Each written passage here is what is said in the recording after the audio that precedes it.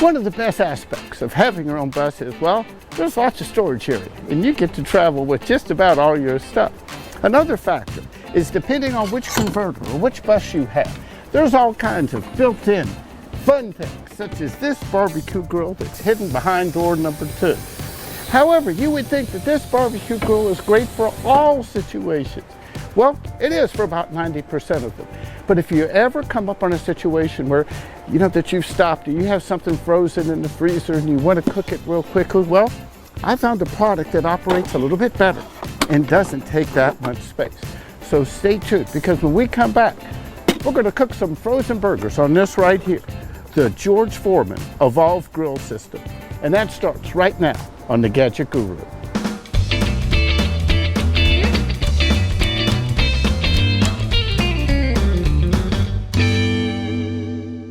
I can't tell you how many years it's been since I went shopping for an appliance such as this, but I will tell you, it's been more than a decade. So nobody was more surprised than me when I went online to Amazon and I searched for a George Foreman grill. How many different models they have out there.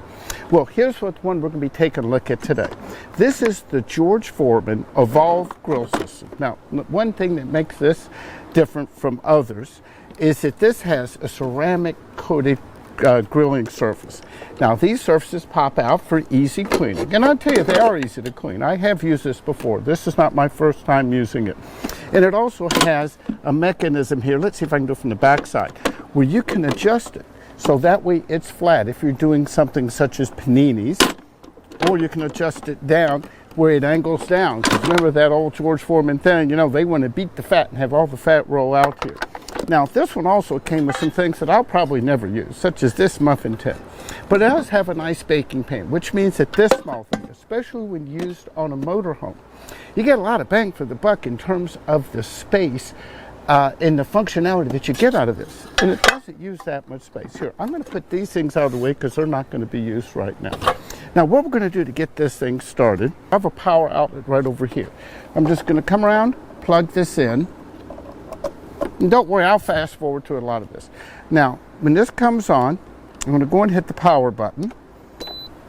And it's going to go 5 minutes to 350. Now, the burgers that we're going to be using today, these are frozen burgers. Just took them out of the freezer. So these things are pretty much rock solid. These are from Allen Brothers. I'll be honest, I got these as a gift. There's no payment to get a mention of these. But I will tell you, when I tried out the grill the first time, while I usually get my burgers and, frozen things to throw in the bus from places like Omaha Steaks, these were pretty good. Now, they're not cheap. Again, I can put a link down there too. Again, I'm not on commission here.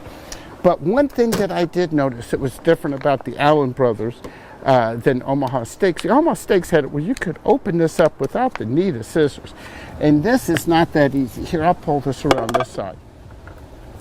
That you really have to, you have to cut them out and pry them in. I mean, it's really vacuum sealed in there.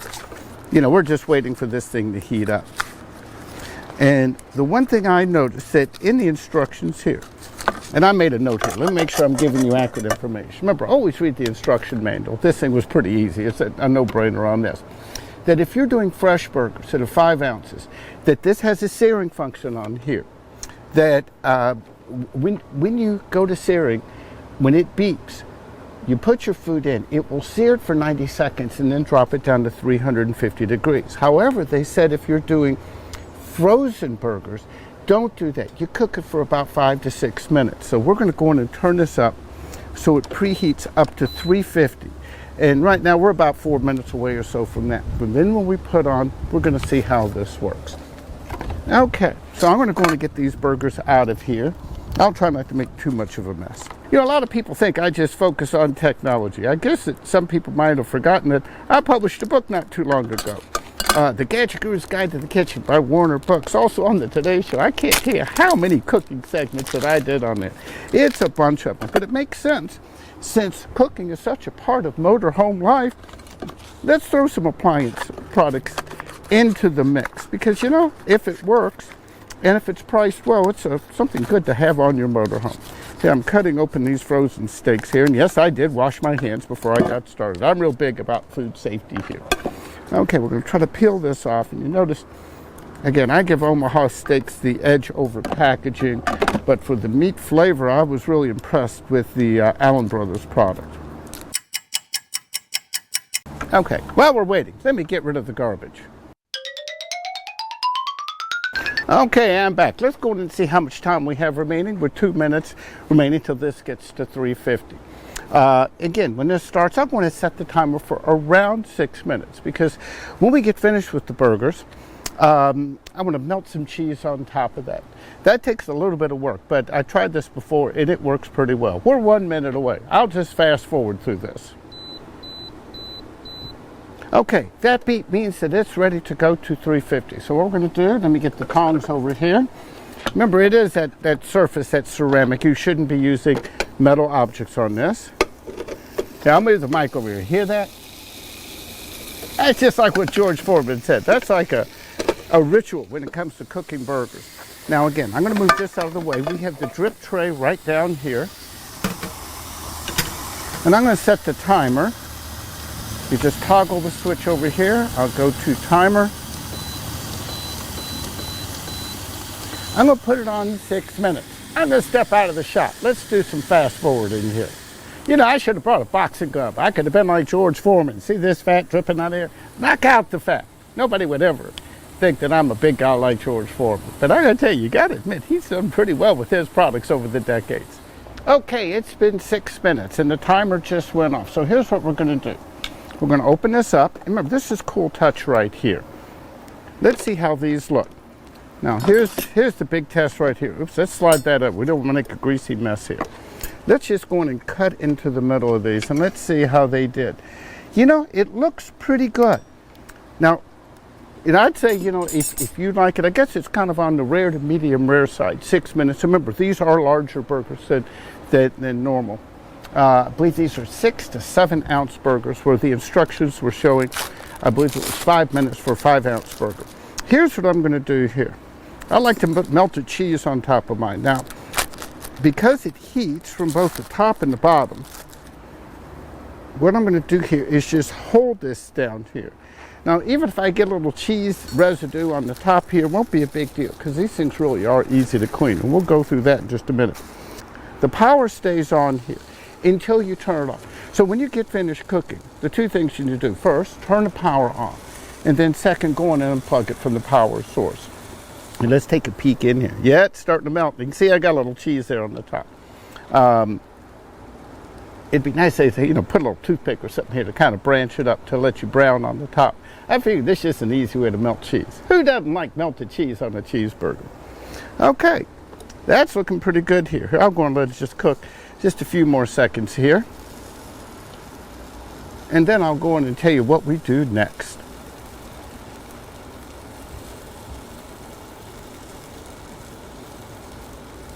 See, what's good, it was a little bit on the rare side before. I just let it cook a little bit longer while it's melting the cheese, and it's still cooking on the underside to get it just a little bit more. I'm more like my burgers medium. You know, that's kind of a preference. Some people like the cow still mooing. That's not me. Okay, let's check this out now.